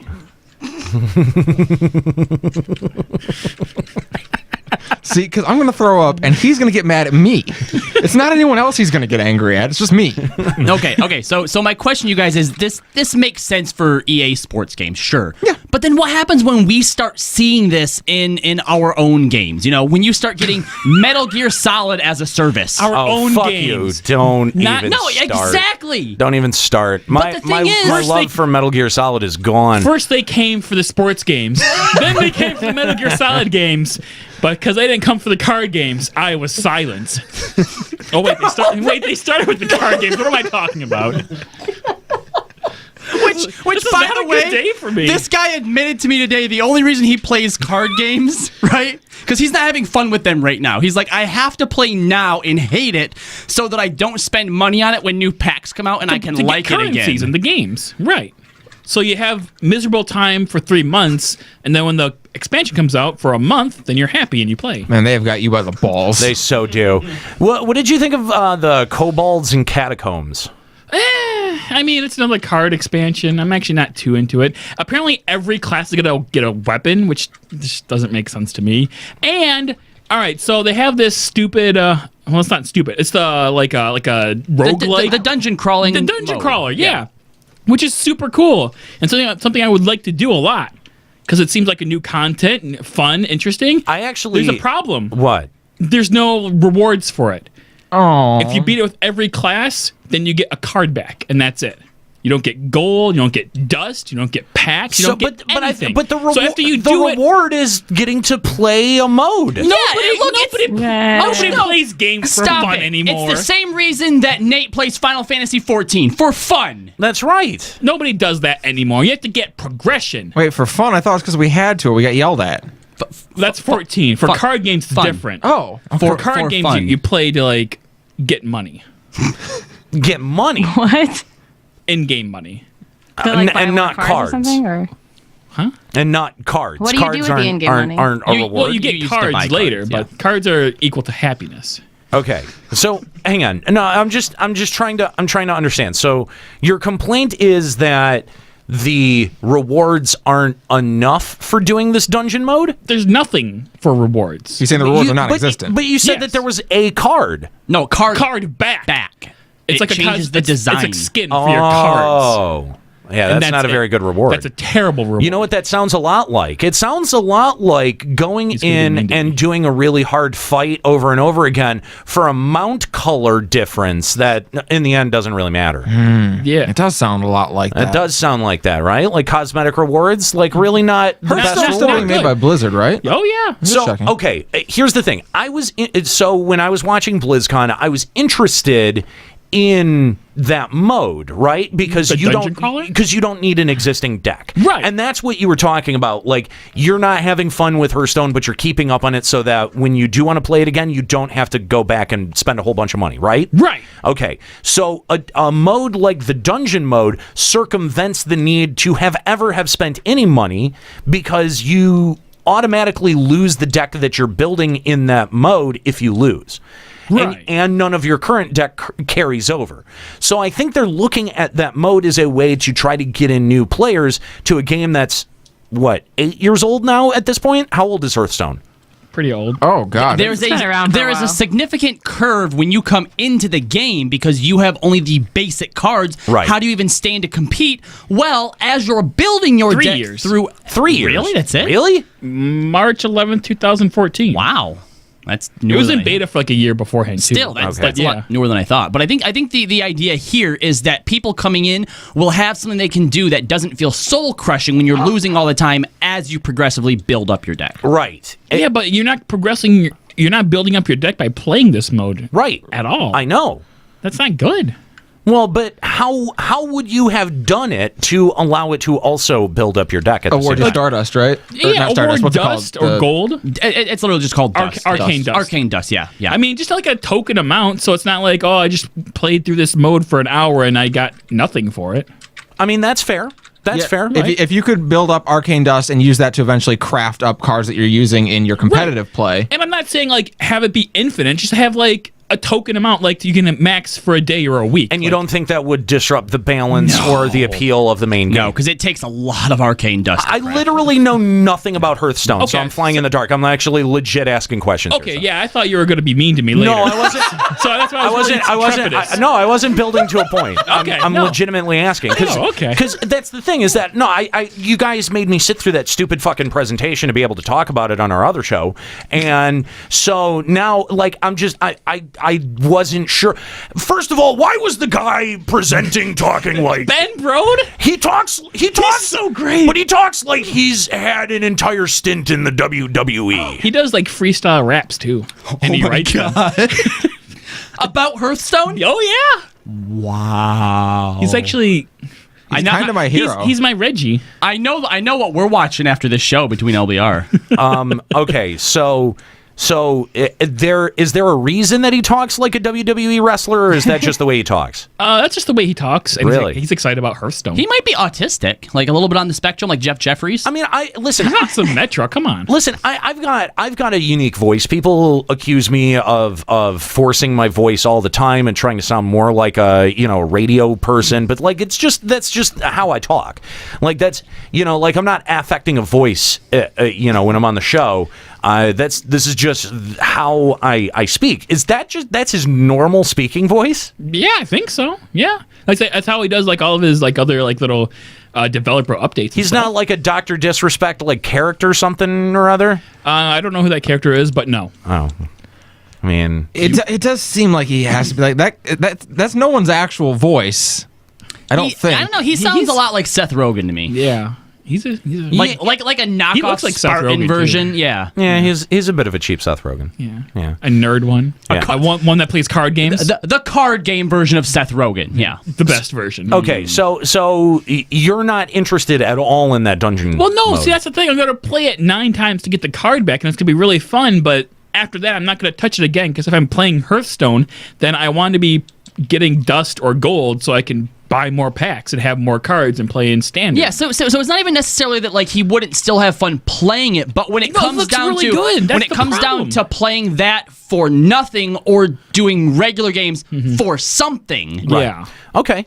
So here's it just seems like really weird to have like put all this development into that because it's a brand new mode. Like they don't have anything like it in the game thus far. So and then they're just like okay, after this expansion, it's gonna kind of go by the wayside. So do you see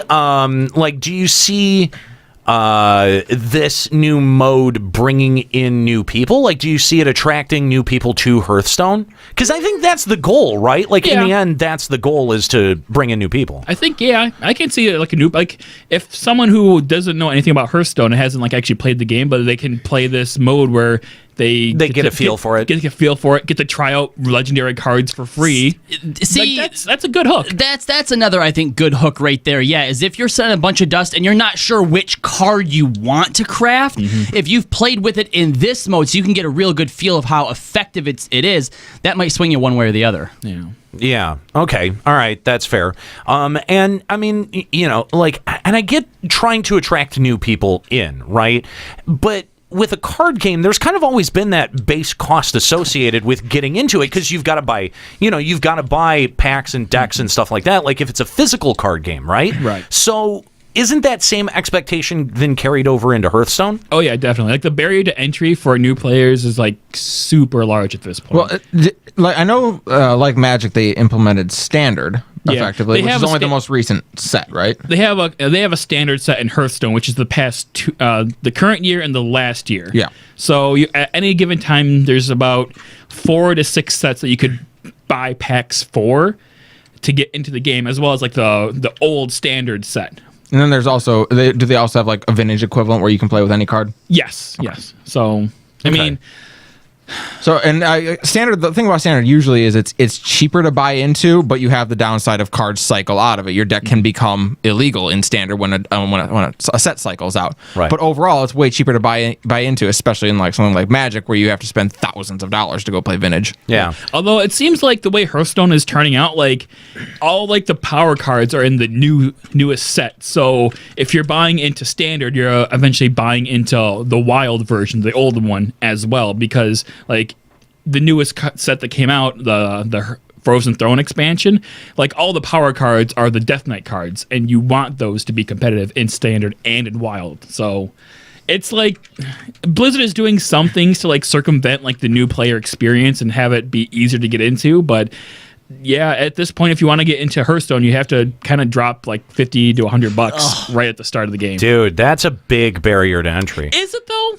I mean, that's how much you would pay for a standard game for a normal game. But this is a fucking card game. Yes, that's how much you'd pay for like the full experience of a game with a narrative. But this is like a $29.99 game. But at the same time, though, if you were going to get into a new card game, you would be expecting that kind of expense too. What's a fat pack of Magic cost these days? $49.99. Exactly. Wow, you knew that right off the top of your head. I sell it. I know.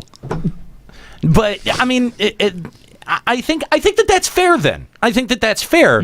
Now, I mean, I think actually, I think for a card game, $50 is not a horrible barrier for entry. It's just to get started, though. That's not going to give you anything remotely competitive. Well, but Blizzard introducing some sort of like mode where you don't have to have that kind of to play the game, which is nice. It's basically like walking into a tournament and having a pre-made deck that you can not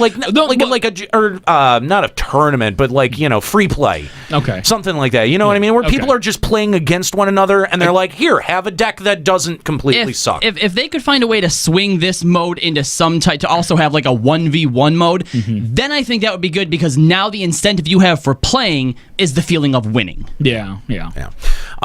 So lots of stuff going on at BlizzCon. We did talk a lot about this this week on Checkpoint, which, by the way, if you want to hear, we'll be streaming the most recent live episode here at 7 after, well, not necessarily at 7, but when Limit Break Radio wraps up. So stick around. That'll be a little bit later here at twitch.tv/Limit Break Radio.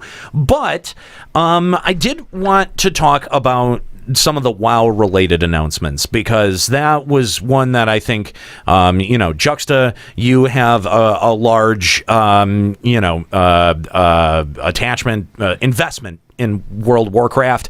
Robbie, you've played a lot of World of Warcraft, and now Joe, I think you're thinking about stepping in. I'm returning to World of Warcraft. With the most recent WoW expansion. Wait, are you Horde or Alliance?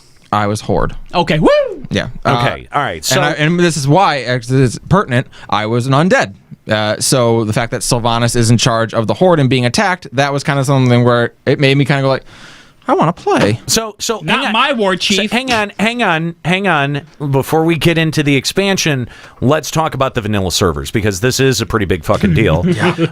Blizzard has denied it up and down for a long time that they were even interested in doing vanilla servers. They've force shut down other vanilla servers. I think when those C&Ds started coming and being issued, that we could have, seen the writing on the wall, that Blizzard was going to pull the trigger. Well, because they had always said that it wasn't cost effective or whatnot. And remember the last headline we talked about before it was announced, because these aren't they're not made yet. They have plans to make them. The last one we heard was that the server got shut down because of alleged embezzling. So I wonder if Blizzard was like, oh, maybe there is money to be had there. There was actually the conversation a while back with the one people, I think it was the ones who did Nostalrius, where they were talking about maybe coming on at some point and helping Blizzard to design this if they had interest. Well, and now, of course, Blizzard is hiring for the project. They've said what kind of, it's going to be a huge development undertaking. And I said this. I said this on Checkpoint as well. I do think that they should take the FBI approach that they do with hackers, where somebody breaches their system and then they hire them. Mm-hmm. I think that that's a really probably smart idea, because these guys have been kind of beta testing the waters in terms of the structure, because there's a lot of question marks here with a vanilla WoW server. There have been so many QOL updates made to World of Warcraft over time. How many of those are going to carry over now to Hopefully rewinding the servers? None. Really? That's what Zero? I want. The only one I Why? possibly want is maybe the achievement system, and possibly having your the old transmogs that you can't get anymore from Nax and the dungeon sets, and carry those over to your main account. Okay, Chris, do you want Rogue to go back and use ability points again? Maybe not ability points. No, you don't want that. Hold on. Wait, it's all back now. I don't even know what ability points are. What's an ability point? Is that not the word? I don't think combo points. Combo point. When you had 5 points that you could use to spend moves. Oh yeah, of course, keep those. Yeah, no, you don't use those anymore. That wasn't that bad. Yeah, I don't know why. That's why I was confused. But your glamour, you don't get the glamour book now. You have to hold all that transmog stuff in your inventory. Yeah, and you don't. If you're in combat, then you're wearing your ugly shit ass tier 1 gear. But I mean, every QOL upgrade that they've done, you want rolled back. I mean, if you're doing classic, the only way you can do classic right is if you just do it exactly the way it was. Because if you start waffling on some things, hold on. So in vanilla, hybrids basically only had one spec they could be, which is the healer spec. If you say, okay, well let's give the hybrids some different talents so their DPS specs are better, then you're like, okay, well let's make these other DPS specs better for main classes so they can be competitive, and then let's do this, and then let's do this, and then let's do this. What about having to go and buy your spells every level? Yes. Jesus, okay. Fucking Christ. Wow. That's what you have to do. That's fucking vanilla. You want vanilla? You're getting fucking vanilla. Put your fucking mouth where your mouth is, and your money, and your money mouth, and your mouth money. Put all that shit where it is. Before that last bit, I don't necessarily disagree with him, because there is an element of, there are QOL things which have been great, but if you want vanilla, here's vanilla. Yeah, take vanilla as it is. Is that what the consumers want, though? Or do consumers want parts of vanilla with some very basic upgrades that the system got over time? I mean, I don't know. See, here's the thing. I don't know. I never invested myself enough in World of Warcraft to know any of the specific points or any of the specific changes that came over time. So again, I'm not building towards a point or trying to be a dick. I'm legitimately asking, are there upgrades that were made to the system that were either core upgrades or necessary upgrades that should be carried over into this vanilla WoW venture? I have to disagree with Chris. I think there are certain things that they should get together with the community to talk about, because one of the ways that Blizzard went about developing World of Warcraft at a certain point, I think it was around the time of Wrath of the Lich King, was they would look at something and they would go, why is that there? Is that mechanic fun? Does that actually provide fun to the players? For example, weapon skills. Remember having to go out and use your weapons to skill it up? I mean, FF11 had that. Yeah. Were weapon skill levels fun, guys? Did those actually provide fun to the game? I mean, that's vanilla. But here's the thing. Would vanilla WoW, is vanilla WoW going to function the same way without the glut of the player base that it had at that time? Because there were some specific decisions that they made that were based around this gigantic, monolithic player base. What if you don't have enough people to do AQ40? Right.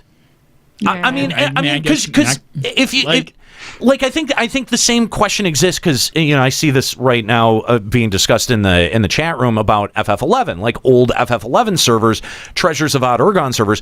Is that game even feasible? Are there enough people that are interested in playing that game to be able to make it function? Can you salvage the way that it was intended to be done anymore? You think LFP on Dragoon sucked in those days? That's what I'm saying. Imagine what it'll be like now. That's what I'm saying.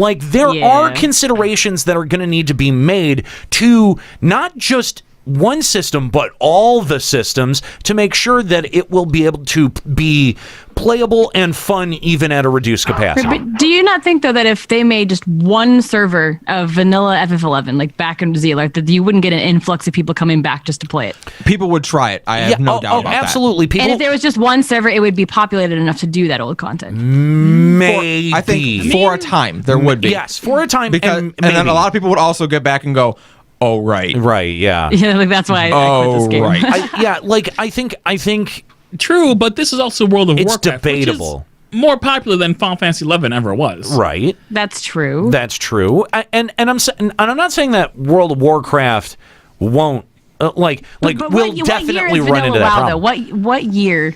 That was 2005. Because again, we all agree from all the MMOs that we've played, what was considered fun back then is not necessarily still considered fun. So while we look back on it with nostalgia and rose-colored glasses, when we really go back to those age-old battle systems and age-old content systems of grinding, it's the nostalgia that feeds it for a while. But after a while, I think that this will also die out. Well, to be fair, though, these servers, they kept popping up and getting shut down for a reason. Yeah, right? the newest one, or the most recent one that got popped up, it had something like 30,000 people on it. Vocal minority. Yeah, And a vocal minority has been enough to support a game. We've seen that with loot boxes.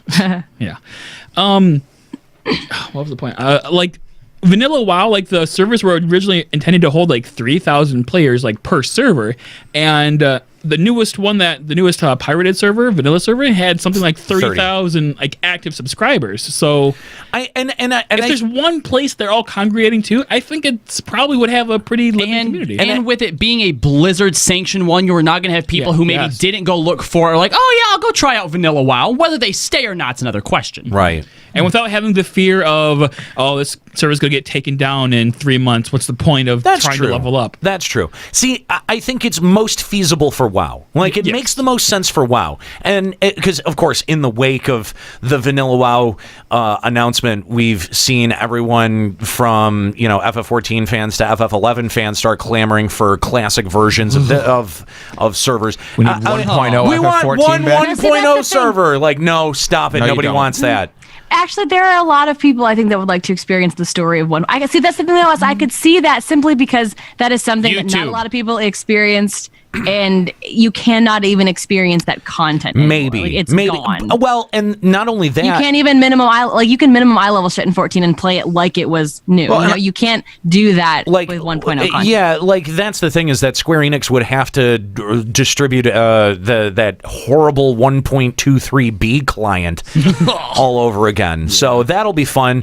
But yeah, I do think that there's an appeal, but at the same time, I'd feel a little bit cheated out of my 1.0 experience by going like, oh, you special poor little snowflake. Like, oh, cool. Like I had spent all of that money to be able to, float this game through and have this experience, and a lot of people missed out on it, and oh, boo-hoo, too bad, so sad for you. Like, why should I give a shit about something you didn't get to experience?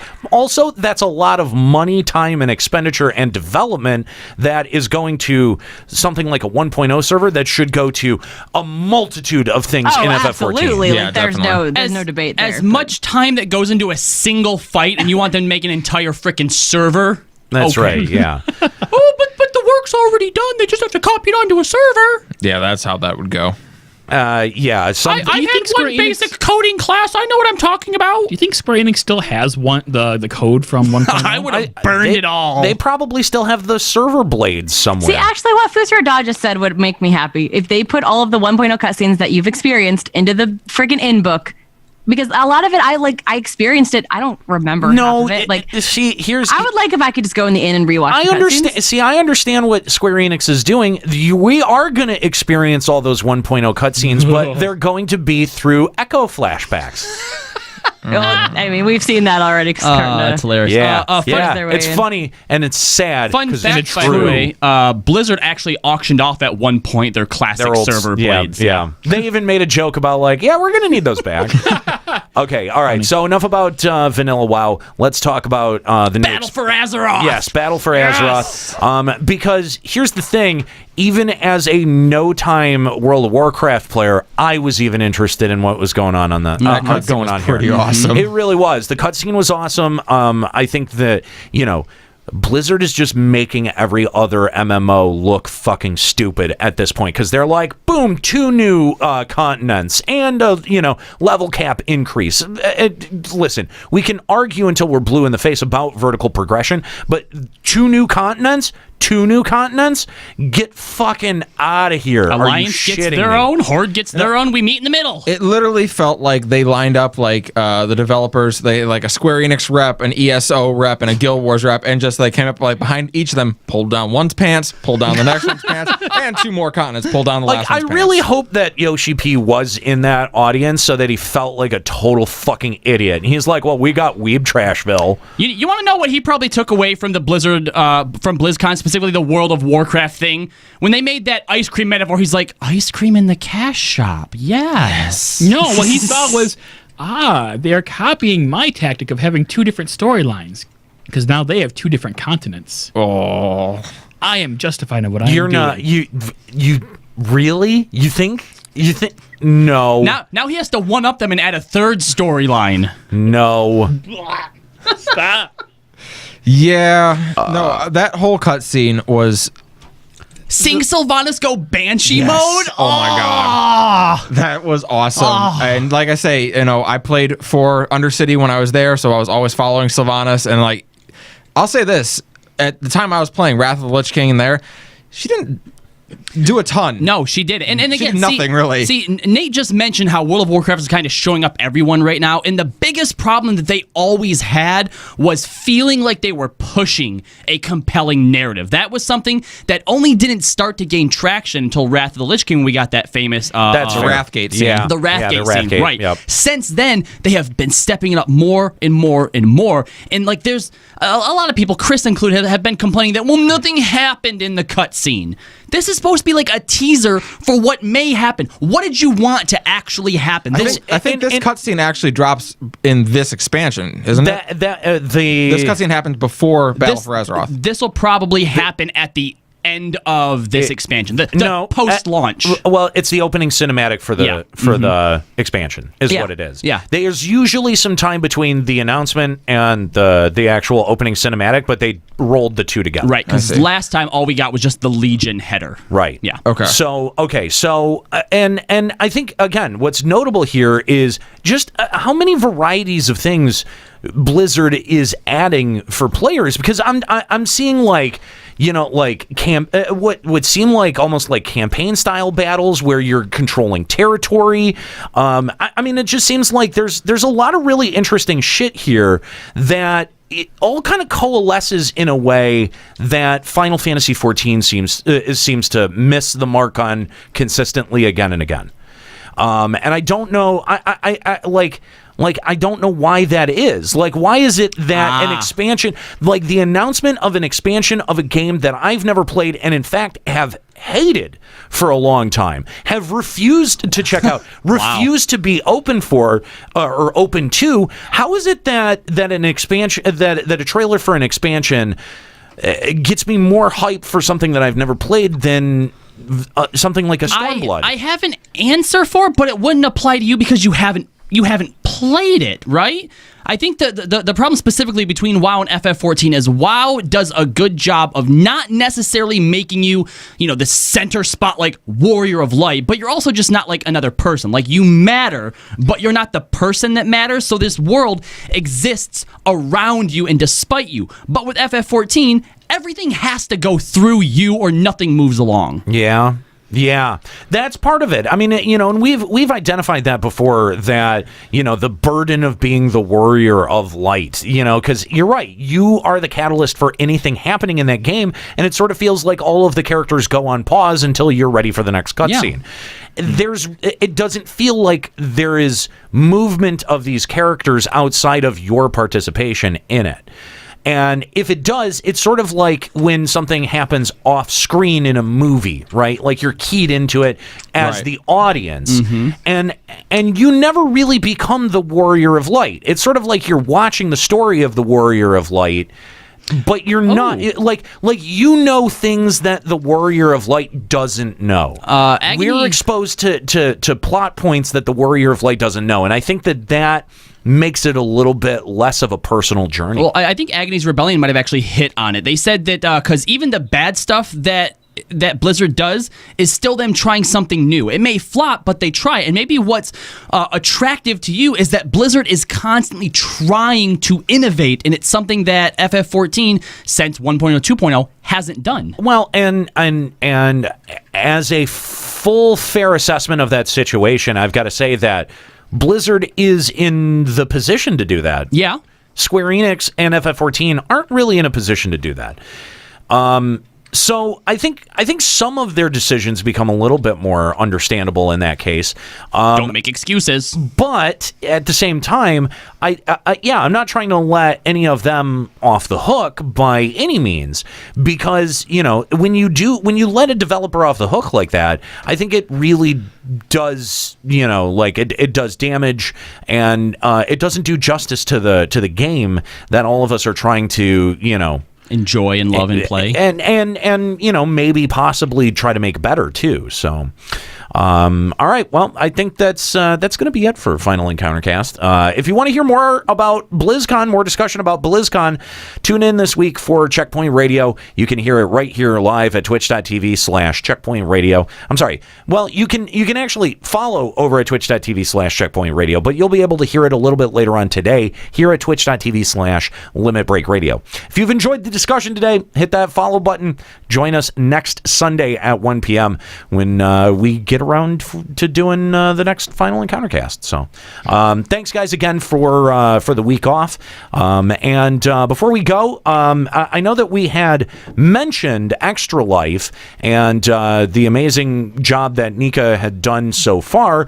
We'll talk about this again on Limit Break Radio. But real quick, we've got some streams coming up, some makeup streams for Extra Life. So Joe, why don't you tell them about it? Yep, my stream is going to be this coming Friday, November the 17th. It's going to be at 6 p.m. and we are going to be playing Undertale. There you go. And you, the donor, will determine who lives and who dies. Before every fight, you'll be able, when you basically donate, you can go hashtag save Toriel or hashtag kill Toriel as an example, and the totals will determine who lives and who dies. There you go, guys. So that's fun. Are you doing an update? Just so people are kind of aware, as a team, Limit Break Radio has currently raised $4,672. Well, whereas done. last year we only raised about $3,080. So we're over $1,600. We're about $1,600 more than last year, and we are not done yet. So keep it up, guys. Not just that, But the entirety of the FF14 content creator community is only $200 ahead of us right now. So we're going to destroy that. We can't let them exactly. stay ahead of us. We can't let that stand. So we've got to be able to trounce them. So make sure you tune in for Callie's stream. When is that happening? That is Friday at 6. This Friday. Friday at 6. Make sure that you join for that. Is that AM or PM? PM. PM Okay, and point. 6 p.m. to PM? 6 to 6, yep. All right. So Friday at 6 p.m., join Callie for his Extra Life stream. And then, Robbie, you've got 12 more hours, right? Yeah. I'm going to do actually my 12 hours tomorrow night. All right. Yep, probably around 5 o'clock is when I think I'll be starting. All right. That's Monday if you're listening on the podcast, Yes. so you missed it. Yeah. So, My bad, stupid idiot. Twitch.tv/Limit Break Radio. And then I'm going to go ahead and announce my own Extra Life stream. I don't have a date set aside for this yet, so I don't know when to tell you to tune in. But I did think of a really awesome theme that I wanted to do. So I've played a lot of MMOs in my time.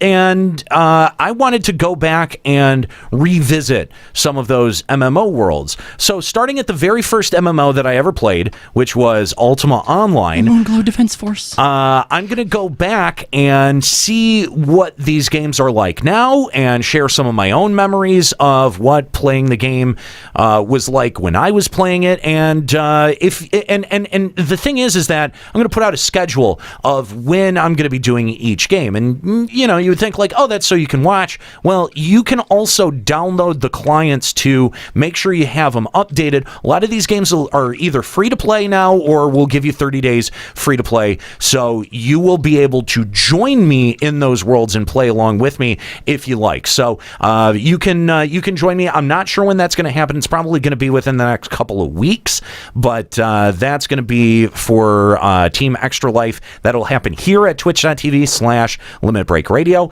And if you want to join Team Limit Break Radio, extra-life.org/team/Limit Break Radio. All right, that's going to do it here for Final Encountercast. I want to thank my crew. Everyone, I'm so bad at doing this. I don't even have music up and ready to go. We've forgotten how to do this show. You're a piece of shit. Let's call it a day. Pack it know. in. We're gonna all go eat beefaroni. Yeah, well, we're gonna eat Pops's awesome lasagna that he brought for us. So thank you, Pops, and thanks kindly. Thanks for hanging out. Well, you'll see more Pops over at Limit Break Radio. Stay tuned. That's coming up next here at 4 p.m. Twitch.tv/Limit Break Radio. All right, I want to thank everyone for tuning in, and I want to thank, of course, my co-hosts Nika, Robbie, Callie, Fat. My name's Nate. Have a good one.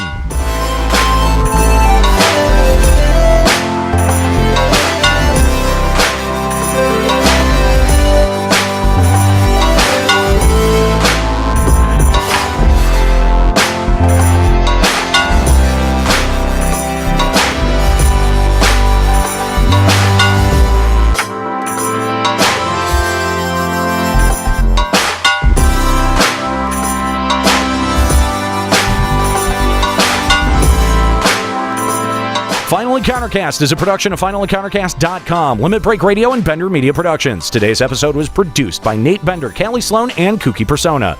This show is made possible by the generous Patreon donors of the podcast Limit Break Radio.